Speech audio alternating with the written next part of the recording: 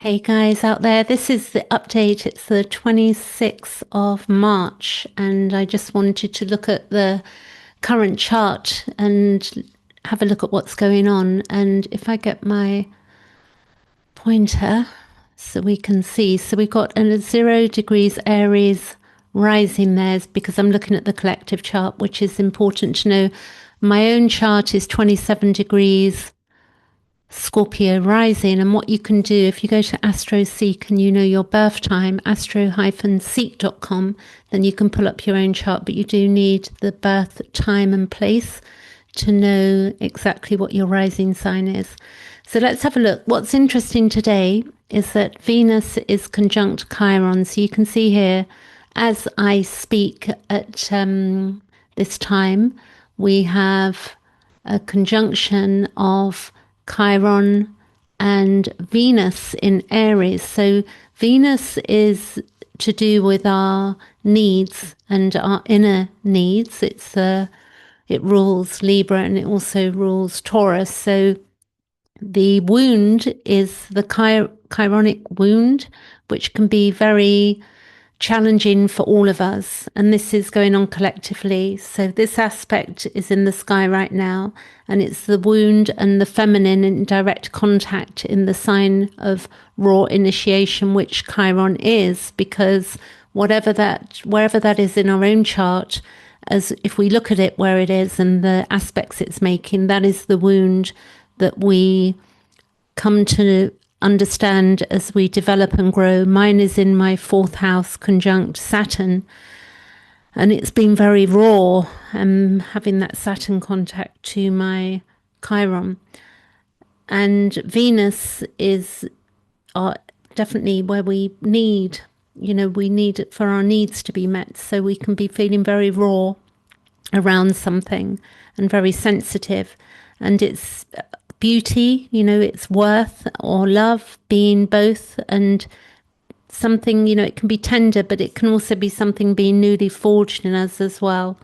So you can look at what house that's happening in for yourselves. For me, that's happening in my fifth house of creativity, and also the fifth house is, it's where we have creativity, children, fun and joy, and how we express ourselves as well. The Sun conjunct Neptune in Aries. So if we see that we had the conjunction of Neptune and Saturn quite a few weeks ago now, and now the Sun has moved over Neptune and Saturn, but you can see that it's still in conjunction with Saturn. The Sun and Saturn are conjunct.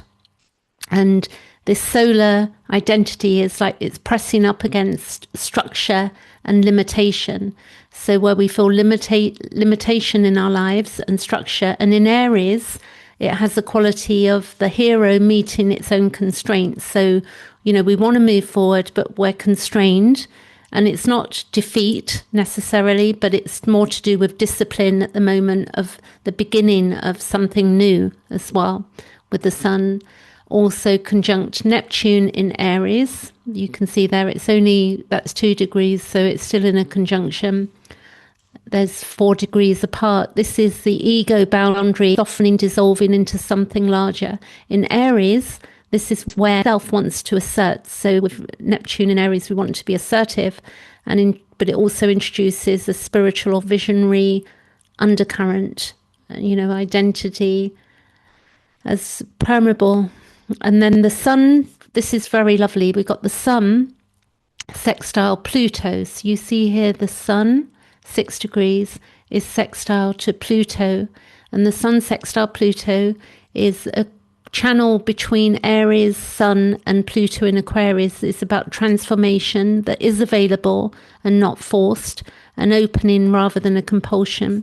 And then the Moon conjunct Jupiter, if you look down here, it's in Cancer. The Moon will tomorrow at some point move into the sign of Leo, and we can see that this Moon conjunct Jupiter, it can be emotional feeling that meets expansion or expansive feelings, And it depends, whatever mood we're in, it's going to amplify it. So it could be generosity of spirit, but it can also be the risk of overfeeling as well. Like we could overfeel or get over emotional about things. And then Mars trine Jupiter. So Mars is 19 degrees of Pisces at the moment, and it's it's trine to, losing myself here, trine to Jupiter down here. So that would have been trine, it's almost trine to the moon as well, that you can see. It's still within degrees there. And Mars in Pisces, it's about flowing easily, towards Jupiter in this case. Action is taken from compassion or faith.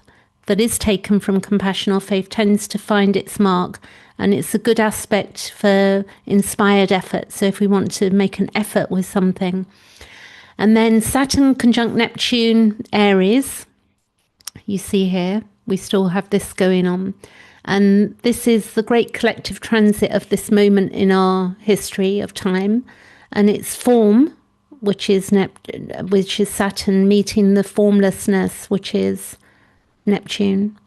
And this is where institutions are confronting their own dissolution at the moment, which we can see all around us. And I do think, I don't really keep up to date with the news, but I do understand the spirit of our time, of what's going on. And I do know that when we had an issue where we were all locked down in 2020, if, looking at the situation going on now, there are certain countries in the world that are struggling with oil supplies. I saw some clips of in India where people are having problems getting fuel. So in a way, if we look at this fuel situation and the resources that we need, if we don't have the fuel, then we can't produce. And if we can't produce things or we can't go anywhere, then we're very much stuck staying at home. So there's a bit of something going on that's a bit bigger than I think that we're being told at the moment. So the institutions confronting their own dissolution, we've got the alternative where dreams are being given structure. So we must, I say must, it is more helpful if we try not to focus on things that are extremely negative. And if we can, dreams that we want to structure for ourselves, begin to work on those. In Aries, this is something being built at the frontier of the unknown. So the interesting thing is, whilst certain things are dissolving and we're having problems with fuel, there is something going on that's unknown, and we can be very resourceful. And I'll tell you where that comes in. The Saturn sextile Pluto. It's almost exact. I'm going to read a bit from a book that I have, which is Robert Hand, who was an astrologer, who basically has a brilliant book on transits, planets and transits. And I'm going to explain to you what this Saturn sextile Pluto means, like the outer planets, what they actually define. So Saturn sextile Pluto, if we go Saturn sextile to Pluto up here, you can see that it's coming into being, because the reality is that Saturn moves faster than Pluto. I mean, that's about a 29-year transit, and this is about a 245-year transit, Pluto. So it will be going retrograde later in the year. I don't know how far it will go back to Pluto, but that will be interesting to keep an eye on. So Saturn sextile Pluto, almost exact, the structural and the transformative in productive alignment. So it's about systemic change that has architectural integrity. And this is not about chaos, it's deliberate dismantling and rebuilding. So I think behind the scenes is that what is going on, with government and such like, that there is some dismantling going on in order to rebuild. And we're not aware of all of it, but if we sort of zoom out of what's going on planet Earth and what has been going on, we can see that there are things like with the currencies and also with the Bitcoin and all of these resources that we use, how we're getting them and what we're doing with them. So there are a lot of changes ahead. Uranus is also sextile to Neptune. So if you look at Uranus, almost it's 3 degrees away, but Uranus is down here and Neptune is up here. And it's a generational background. It's like a hum, yeah, between innovation and dissolution. Again, things are dissolving and there's innovation going on. And Uranus will move into Gemini, opening new channels for Neptunian imagination to flow through in ideas, language, technology, in service of something transcendent, which we definitely need. Uranus trine Pluto. So we have Uranus also here, which is almost coming into a trine with Pluto. And this is something, it's wider than when it was a square. Now it's settling into a trine. I think it was around 2012, 2015, but I could be wrong. And it's revolutionary energy and transformative power in creative alignment rather than friction. And then the node you can see is conjunct Mercury. You may recall about a week ago, the Mercury was retrograde and it went just behind the North Node and then it's gone direct again. It's currently at 10 degrees of Pisces. And this is destiny aligned with the voice, the mind, and the message. And in Pisces, that message has a transpersonal sort of like a channeled quality, like even in our sleep time, we may be picking up on things because this Mercury is in water, it's in Neptune, it's beyond the conscious plane, so to speak. And that message is transpersonal, and what is spoken now carries collective weight. So there are great speakers in the world and great doers in the world right now. It's not all doom and gloom. And there are people doing great things behind the scenes. And it's really what we focus on and where we focus. I've pulled back a bit from watching the news, definitely the last 2-3 weeks, and I'm not overlooking that things are going on, but if what we really need to know, we will know, unless something's right in our face. Like if we were living in countries that are war-torn right now, then it's a whole different matter, what we're having to deal with. What also we have is Lilith, and I love Lilith. Lilith is trine to Mars at this time, and actually I don't know if that's Black Moon because I use 2 Liliths, so let me just see. Mars, so that's not the Lilith I'm using Black Moon Lilith. So knowing that anyway, that it's the dark feminine and raw action in complete sympathy, an instinctive and domesticated power moving freely, something primal is being acted upon without apology. So I think looking at that, the primal thing is going back to the case of the Epstein files, which can sound for people like, maybe many people have already forgotten about the Epstein files because then we've gone into a war zone. And I do feel that underneath, we need to get to the root of some of the behaviors that go on in society. And there are people also working on that, which I know myself from the work that I'm doing. Lilith is also trine to the moon, and it's the exiled feminine touching the feeling body with ease, emotional authenticity, and that doesn't perform for approval. And Lilith also is trine Jupiter, so Lilith's wild energy expanded and blessed, and what has been outcast or suppressed finds generous expression. And we've got Chiron here, which is coming into a square with that moon. So you can see that Chiron is here. So later today, when the moon reaches another 4 degrees, the moon will be square to Chiron. So moving off, so worth just, it's moving off. So, or is it moving towards, let's see. Yes, because it will be 20, 21, 25. So it's the wound and the emotional body at cross purposes. Old hurt can surface into feeling, but the aspect means that, something, once it's passed, that something will begin to resolve. The moon moves very quickly. It's 28 days around the chart.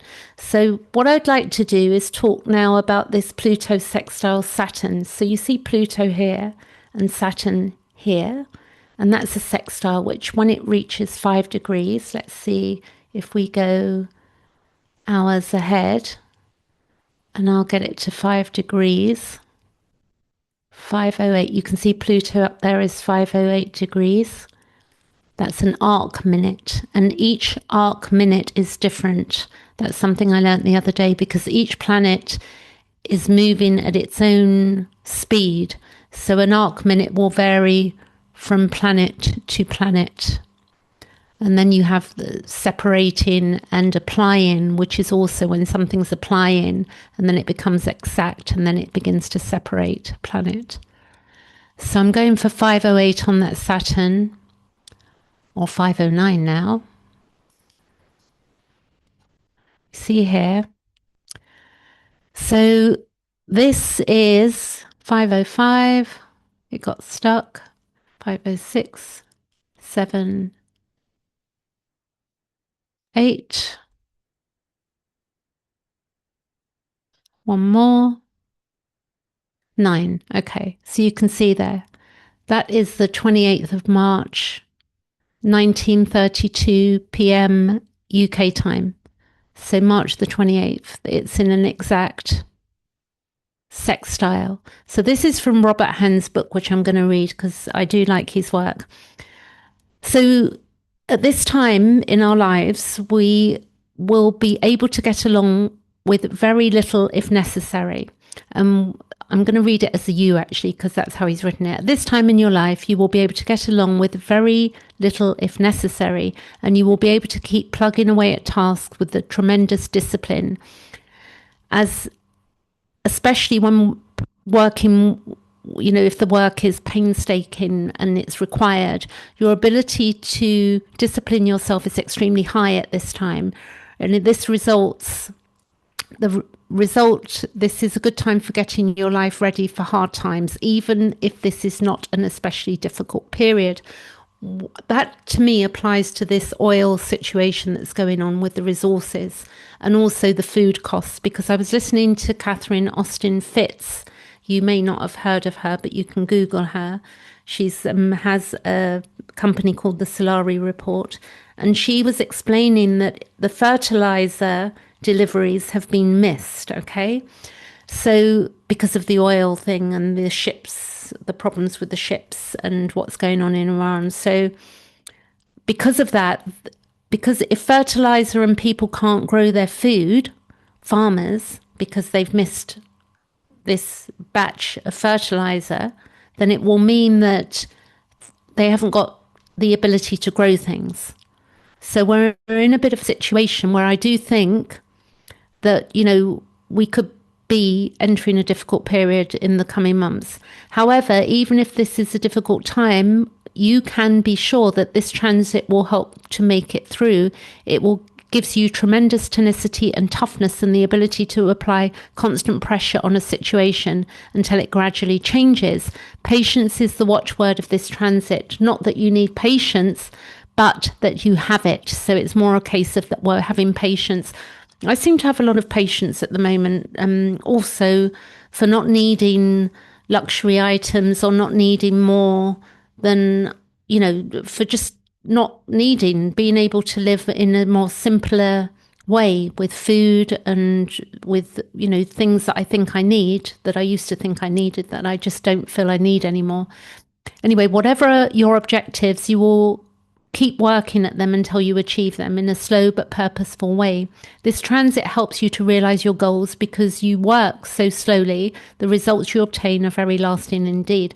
So what you want to do is look where that Pluto is in your own chart. For me, that Pluto is in my second house of values and needs. And the Saturn for me is in my fourth house. So that makes a lot of sense to me, knowing where that is. And you can, understand, if you understand what the houses mean, and the signs, then you can begin to understand what planets mean within that area. And then you look at the aspects. What do the aspects mean? The sextile, as I'm reading you now. It does say that, that we may work alone for most part now. Saturn is not great for company, but that is not a difficulty because of the sextile, you see. You will probably prefer it that way, at least until you have come somewhere near achieving your goals. So have you got something to work on right now that you can settle down and get on with, that is one of your dreams or life goals that you really want for yourself? And this is a very good transit for researching alone. I love to research myself. I don't know about you, if you do. And then I'm going to look at Pluto sextile to Neptune. So Pluto, although you see,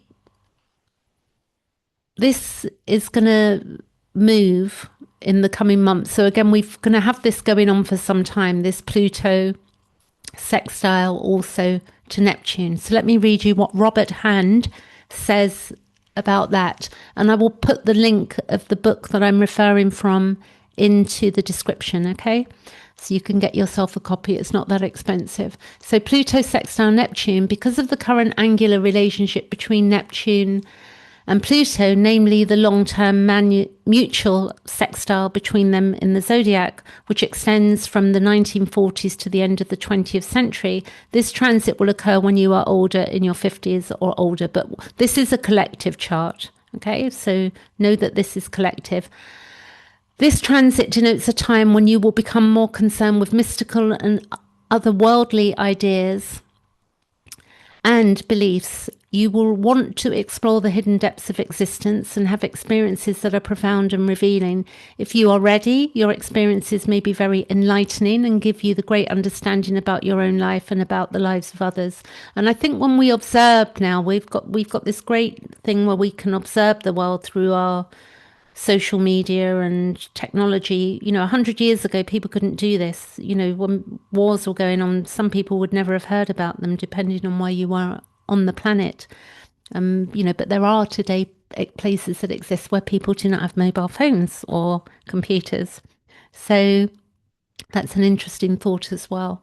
So even if you are not inclined to study the occult or astrology or things like that, this transit will awaken you to the more spiritual dimensions of existence. That could be also the release of these UFO files. I haven't got that much interest in them myself, but I'm more interested in the earthly plane that we're on personally. And that speaks in my chart as well, because I have Taurus in the 6th house in Taurus, 25 degrees north node, with Mars conjunct and Mercury conjunct. And in 6, this is to do with the body and being of service in the now.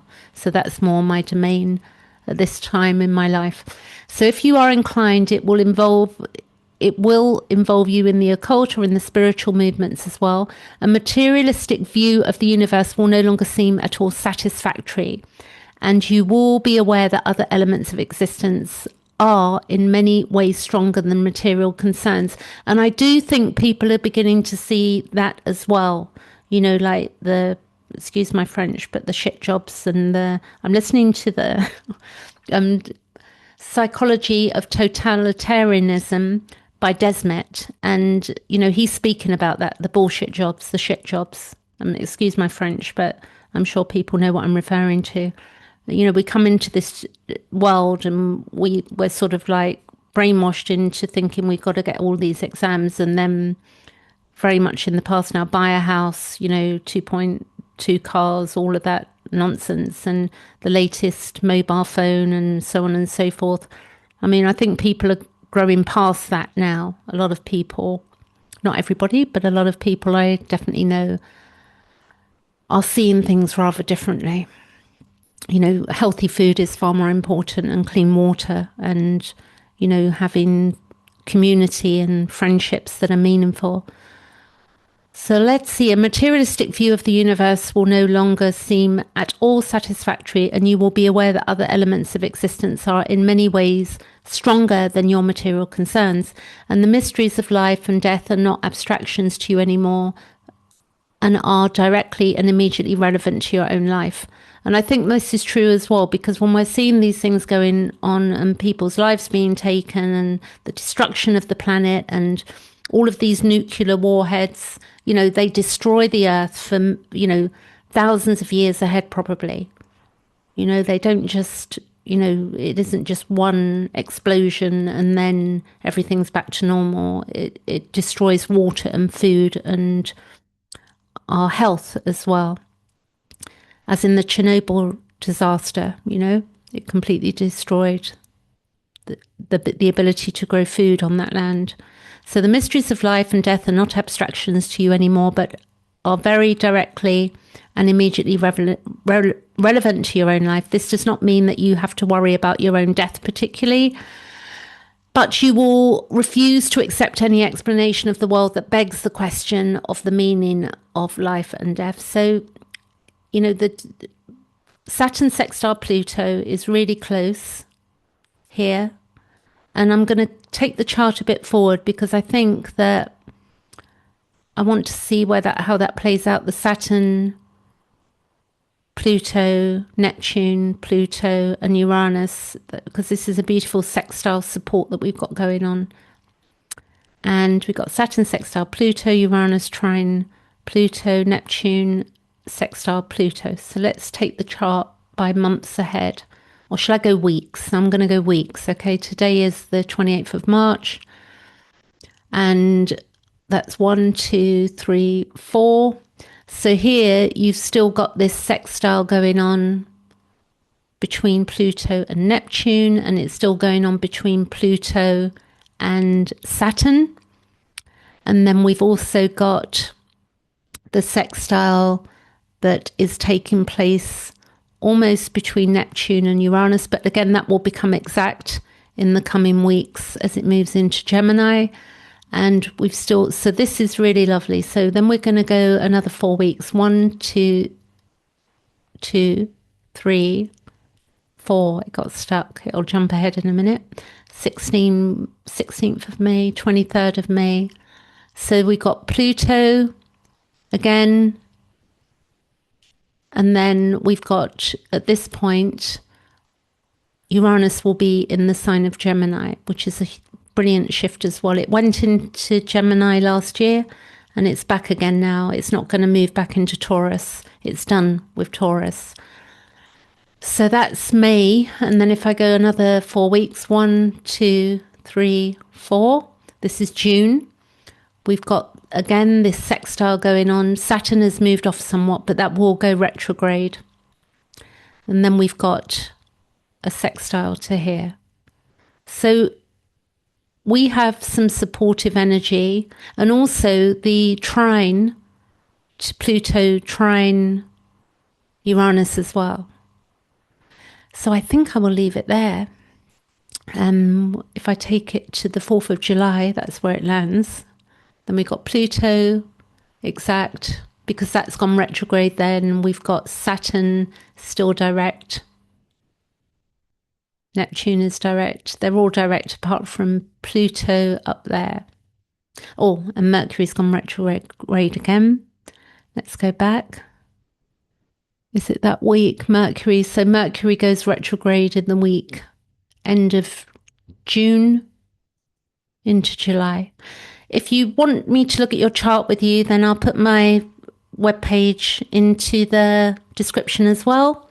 And it would be wonderful to know where your Pluto is transiting. As I said, mine is in the 2nd house. And where you can begin to understand what these planets are doing for you. And if it looks incredibly busy here, that's because I'm using a lot of aspects and planets that I don't talk about on this chart. But I will tell you, this one here is the A is actually asteroid. It's asteroid Penelope. And it's asteroid Penelope 201. And I put that there because when I look at my own chart, I like to see what house it's in. And whatever your name may be, you might have an asteroid named after you. And there's ways of checking that out. You can Google, do I have an asteroid after my name? You can ask that. Take care. Thanks for listening.